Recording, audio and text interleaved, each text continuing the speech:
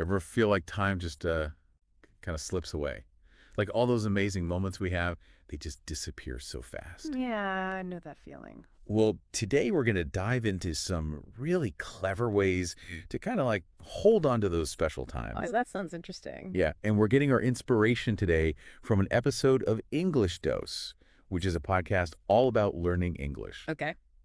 Now, you might think, English learning? What's that got to do with memories? But trust me, their advice is pretty much universal when it comes to capturing those fleeting moments of life. I'm curious to hear this. So they start off by talking about this idea of a memory jar. A memory jar. Yeah. Have you ever tried this? I've heard of it, but I haven't actually, given it a shot. It's pretty simple, really. Like you just jot down good things that happen throughout the year, maybe little notes about happy experiences, Mm-hmm. and then you like toss those notes into a jar.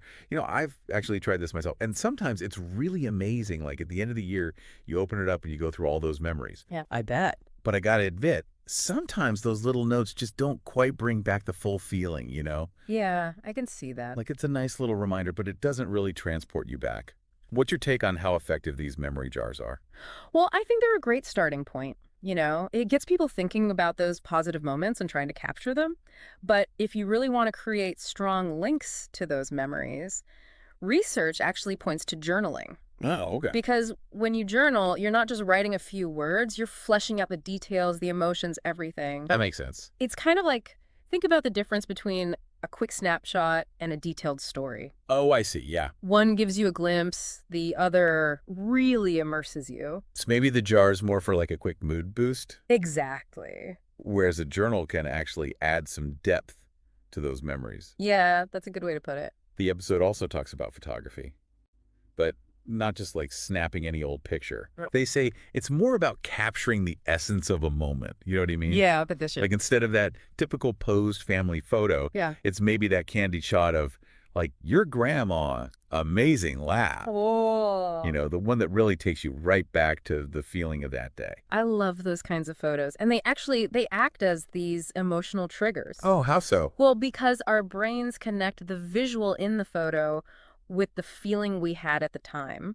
Interesting. It's so much stronger than just looking at a regular generic picture. Right, right. It's kind of like how people choose a certain scent to remind them of something. Oh, yeah, yeah. It's that same idea. I totally get that.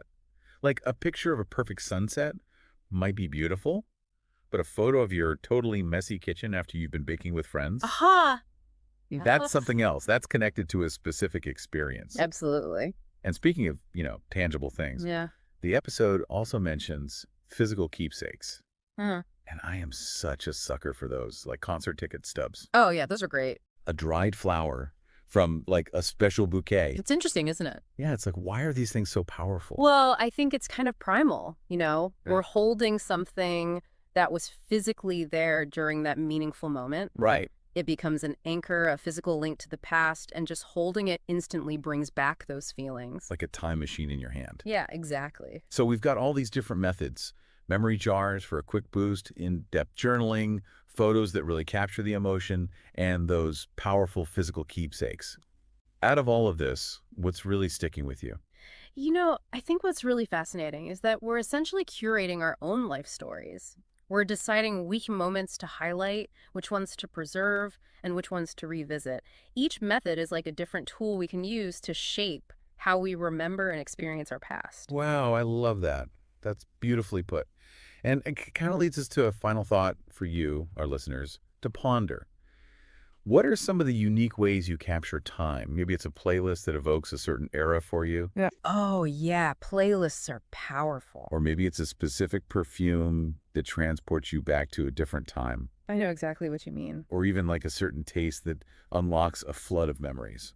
Food is definitely a powerful trigger. We all have our own methods, right? And that's what makes our individual stories so fascinating. It really is. Thanks for joining us on this deep dive into capturing time and preserving memories. It's been a pleasure. And we'll catch you next time for another deep dive. See you then.